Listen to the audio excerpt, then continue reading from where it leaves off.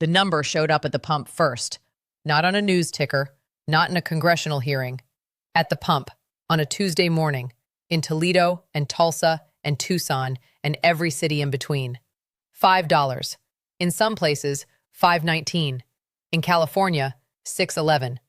The last time Americans saw numbers like this at the pump, a president lost his job over it.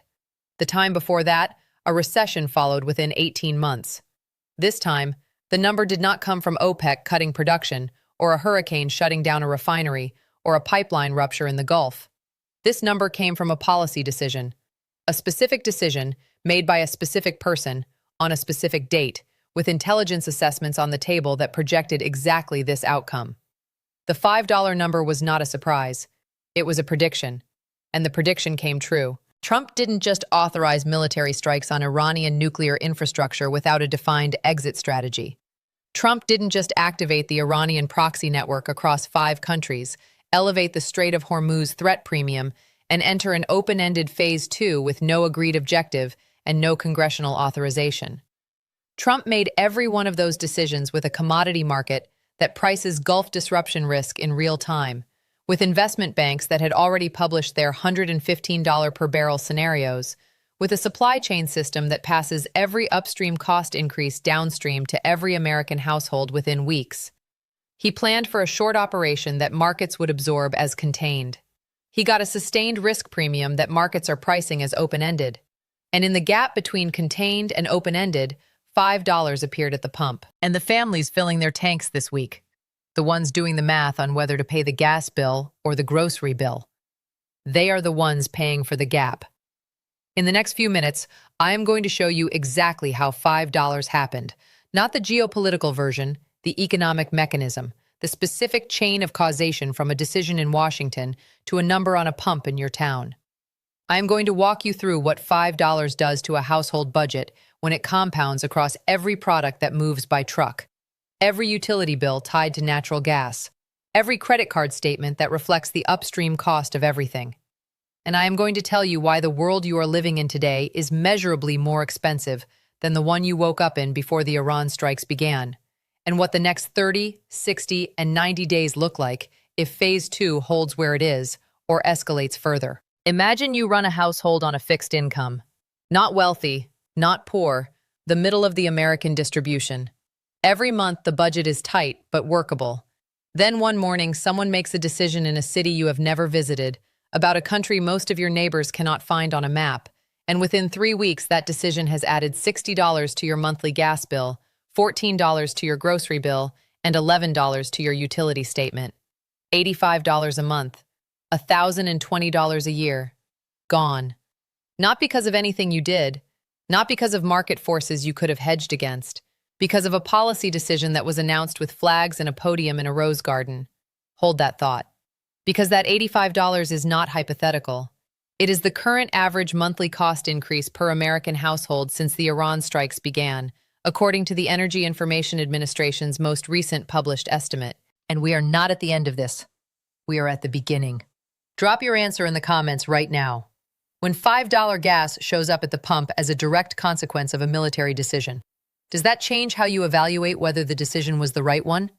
Let us rewind the clock. This did not start at the pump.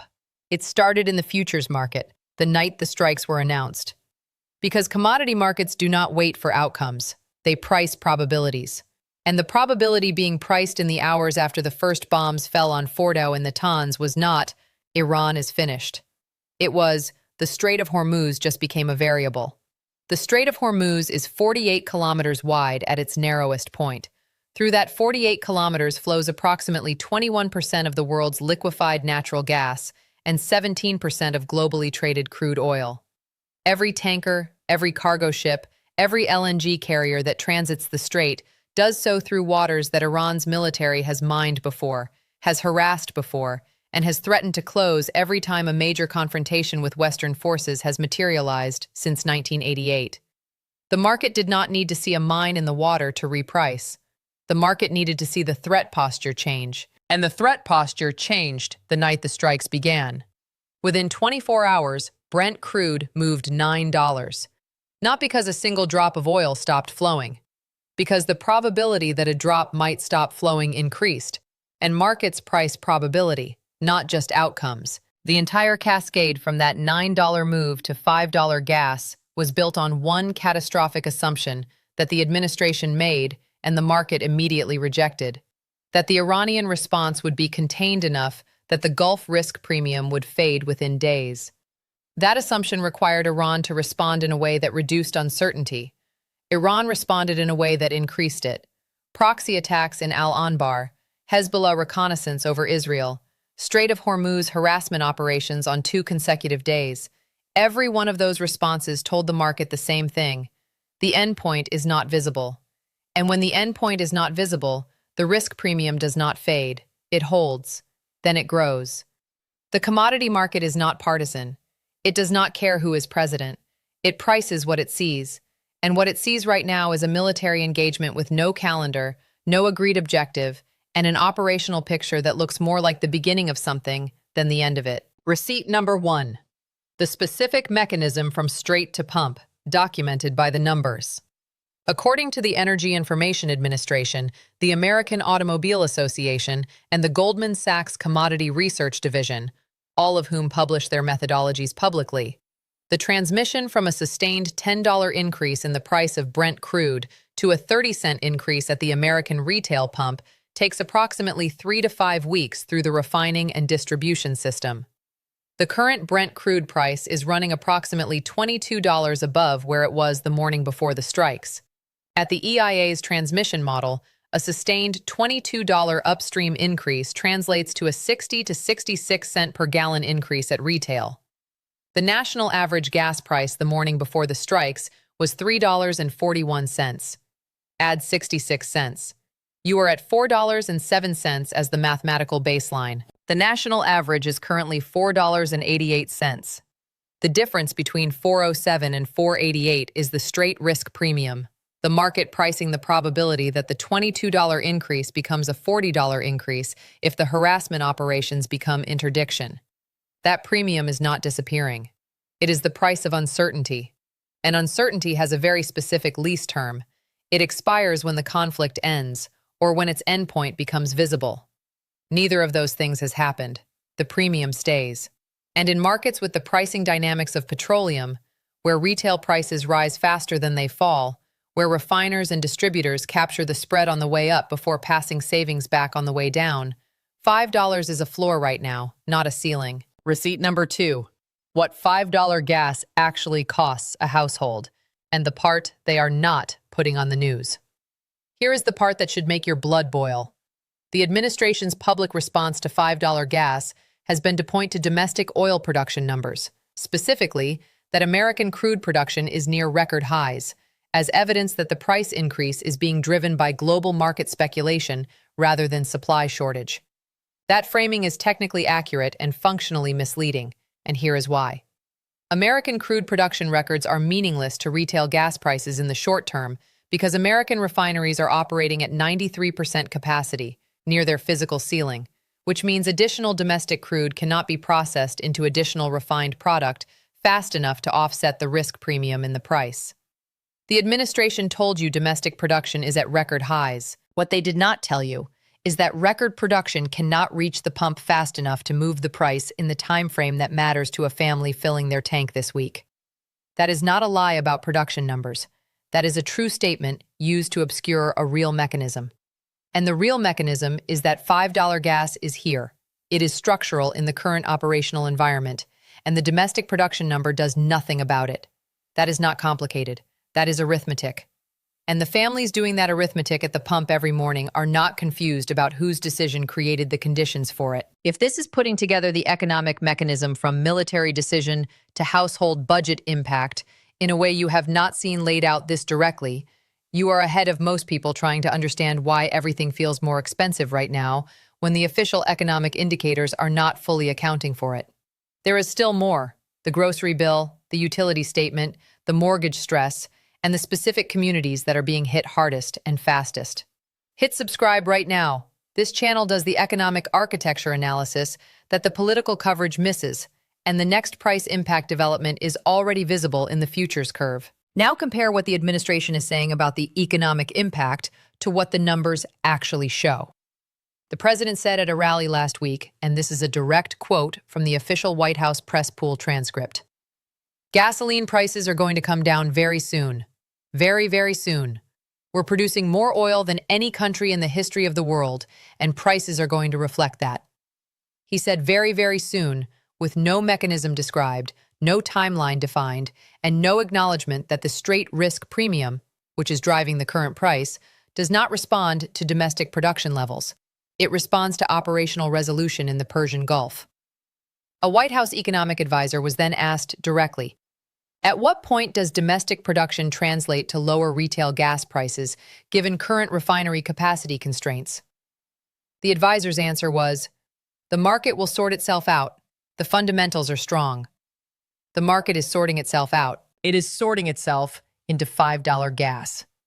And the fundamentals it is responding to are a military engagement with no exit date in the waterway that carries a fifth of the world's energy. These are not serious people managing a serious economic consequence with the transparency the American public deserves. These are performers staging optimism in front of a price that is already on the pump. Here is the part that should keep every household budget manager, every small business owner, every person on a fixed income awake tonight. Receipt number 3, the compounding effect beyond the pump that is already in motion and has not fully arrived yet. Petroleum is not just gasoline. It is the feedstock for plastics, fertilizers, synthetic fibers, and lubricants. It is the fuel for the trucks that move every product in the American consumer economy. It is embedded in the cost of manufacturing, packaging, shipping, and retailing every item on every shelf in every store you visit. The EIA's input-output model, which tracks how energy price increases flow through the production and distribution system, projects that a sustained $20 increase in crude prices adds approximately 1.4% to the consumer price index over a 6 to 9 month window as upstream costs work their way through the system. 1.4% on top of an inflation rate that is already running above the Federal Reserve's 2% target. The Federal Reserve's response to inflation running above target is to hold interest rates higher for longer. Higher interest rates for longer means more expensive mortgages, more expensive car loans, more expensive small business credit lines. The pump number is the visible symptom. The interest rate environment is the systemic one. And the people who will feel the systemic one most are the people who are already at the margin. The households that were managing the existing interest rate environment barely and are now managing it with $85 additional of monthly energy cost on top. So what does this mean for you? Not for economists, for the person watching this. If you drive to work, if you commute by personal vehicle, if your job requires driving, if you live in a suburban or rural community where a car is not optional, here is the specific number. The average American driver covers approximately 15,000 miles per year in a vehicle that averages 28 miles per gallon. That is 535 gallons of gasoline per year. At the pre-strike national average of $3.41, annual fuel cost was $1,824. At the current national average of $4.88, annual fuel cost is $2,610.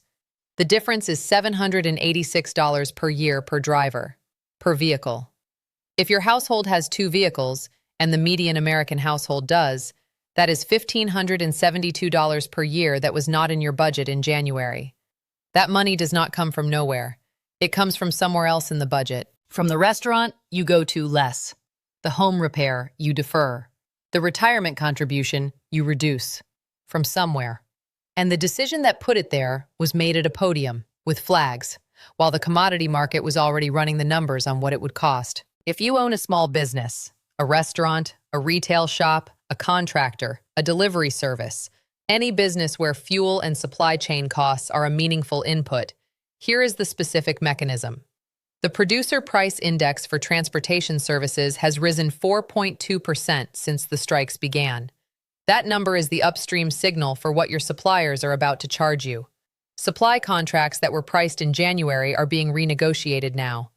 Distribution contracts that were fixed through Q2 are coming up for renewal with new fuel surcharge language.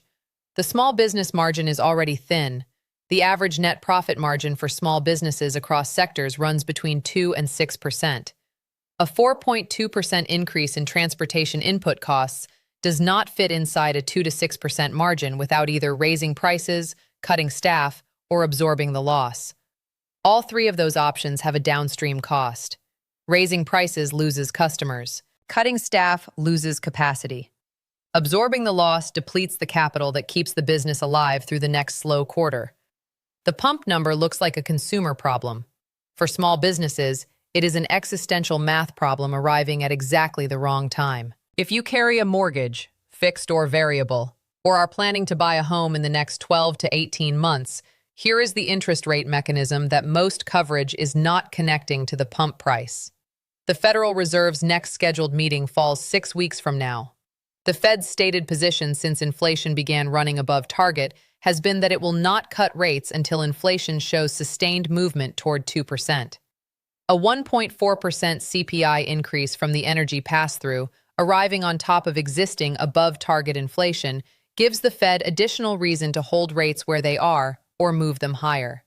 The current 30-year fixed mortgage rate is already at a level that has priced a significant portion of the American housing market out of the reach of first-time buyers.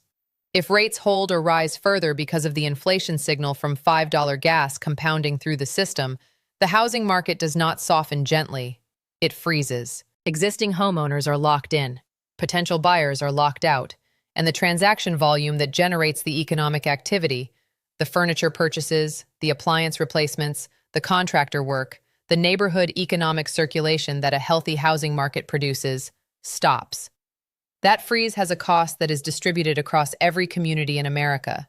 It just takes longer to show up than the pump number does. If you receive a fixed income, Social Security, a pension, a disability payment, here is the arithmetic that matters most. The Social Security Cost of Living Adjustment, COLA, for the coming year is calculated based on the Consumer Price Index for urban wage earners and clerical workers, specifically the third quarter average. If the Iran-driven energy price increase flows through to the CPI at the EIA-modeled 1.4% over the next 6 months, the third quarter CPI will be elevated, which means the COLA calculation will include the energy spike. That sounds like good news. Here is the catch. The COLA is paid starting in January of the following year. The price increase is happening now. The gap between when the inflation hits your budget and when the COLA adjusts for it is 6 to 12 months. 6 to 12 months of paying $5 gas and elevated grocery prices on a fixed income that has not yet been adjusted for $5 gas and elevated grocery prices. That gap is not an accident of the system. It is a structural feature of a system that was designed for gradual, predictable price changes. It was not designed for a military decision that moves the commodity market overnight. The administration is on television saying production is at record levels, prices will come down very soon, and the economic fundamentals are strong. The EIA's transmission model says 66 cents at the pump currently. The Goldman Sachs scenario model says 115 to 145 per barrel if the straight harassment escalates to interdiction. The CBO says $14 billion per month in operational cost above baseline. The Fed is watching the CPI for the rate signal. The small business owner is watching the transportation surcharge on the next supply contract. The fixed income household is watching the gap between now and January. All of those people are doing math. They are doing it at the pump, at the grocery store, at the kitchen table where the monthly budget lives. And none of them are getting the same answer the Rose Garden podium is giving them. Here is the hard truth. $5 gas was predictable. Not because critics are smarter than the administration, because the mechanism is documented, published, and available to anyone who reads the EIA's transmission model, the Goldman Sachs scenario analysis, and the DIA's 60 to 90-day proxy activation timeline. The administration had all of those documents. The commodity market had all of those documents. The market priced the outcome within 24 hours of the strikes. The administration is still describing the outcome as temporary and soon to reverse. One of those two institutions, the commodity market and the White House communications shop, is better at pricing reality. We know which one. The moral verdict is this. $5 gas did not happen to the American public. It was done to the American public by a specific decision, made by specific people, with specific intelligence on the table that told them specifically what the market would do. And the people explaining it away at the podium are not the people paying for it at the pump. Where does this go from here? I see three paths. The first is the gradual relief. The Strait of Hormuz harassment operations de-escalate, not through resolution, but through Iranian restraint at a level below the interdiction threshold. The risk premium contracts from $22 per barrel to $12. The pump price falls from $4.88 to $4.10 or $4.20. Not back to $3.41. That required a threat environment that no longer exists, but low enough that the political pressure reduces. The compounding inflation effect slows. The Fed holds but does not raise. The housing market stays frozen but does not crash. Families absorb the new normal of $4.20 gas with the same grim adjustment they made to $3.41 after it replaced $2.80. But even in this best case, the 1.4% CPI pass-through is already in the pipeline. The fixed-income households have already spent the months between the strike and the COLA adjustment, absorbing costs that have not been compensated yet. The small businesses that raised prices or cut staff or drew down capital reserves during the $5 period do not undo those decisions when the price falls to $4.20. The damage from the peak is permanent. The relief from the decline is partial. The second path is the sustained pressure level. The Strait harassment continues at current intensity. The proxy attacks in Al Anbar continue intermittently. The Phase 2 operational picture holds without escalating to direct confrontation and without resolving to de-escalation. The risk premium stays. The pump price stays at or above $5 through the summer driving season, the highest demand period of the American fuel calendar. The CPI pass-through arrives in the third quarter data. The Fed's rate decision in the fall is influenced by third quarter inflation that includes the energy signal. Mortgage rates hold or rise. The COLA gap for fixed income recipients extends through the winter. Consumer confidence, already down 6 points since the strikes, continues its historical pattern of declining further in sustained high-price environments. Retail sales soften. Restaurant traffic falls. The economic drag from the operational stalemate compounds quietly, monthly, in the household budgets of the 45 to 70 demographic that is most exposed to fixed income, mortgage rate sensitivity, and driving-dependent consumer patterns. No single dramatic moment, just the slow, grinding math of an open-ended military engagement that the market is pricing as exactly what it is. The third path is the Strait closure. This is the one nobody wants to say out loud.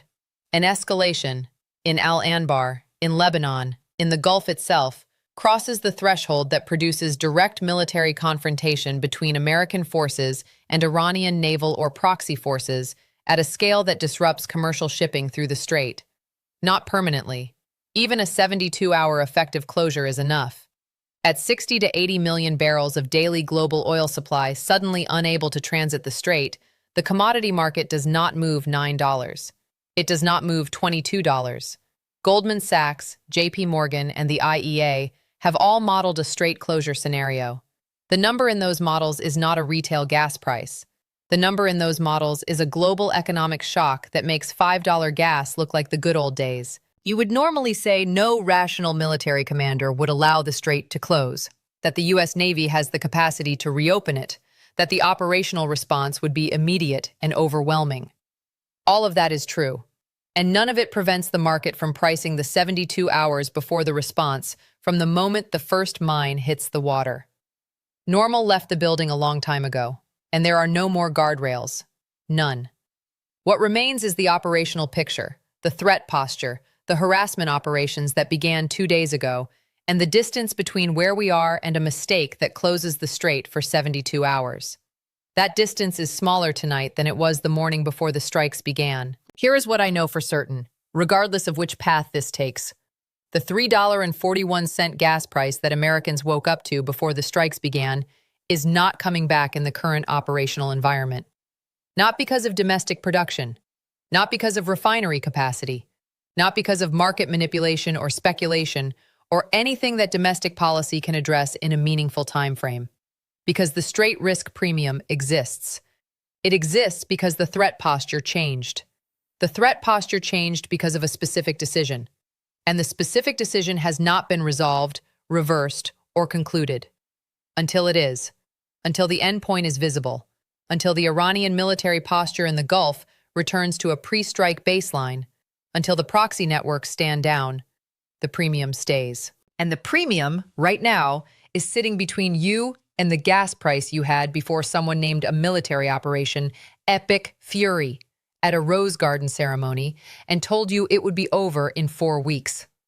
Trump is looking at domestic production numbers. The commodity market is looking at the Strait. Both of them are looking at the same Gulf. Only one of them is getting the price right. And the price is on the pump. In Toledo, in Tulsa, in Tucson, and in every town in between where families are doing the math on a kitchen table, and the math is not adding up. Did the people who made the decision to strike Iran's nuclear infrastructure, with the commodity market scenario models on the table, with the EIA transmission model in the briefing package, with the Goldman Sachs $115 scenario published in every major financial outlet, did they factor $5 gas into the cost of the operation? Or did they decide that the geopolitical benefit was worth an economic cost that they are not the ones paying? And when the $5 becomes $6, when the CPI pass-through hits the third quarter, when the fixed income households are in the gap between the spike and the COLA, will the people who stood at the Rose Garden podium and said, very, very soon, still say it was worth it? And if the Strait harassment becomes interdiction, if Goldman Sachs's closure scenario leaves the model and enters reality, what does $5 gas look like from the other side of that? Drop your answers in the comments.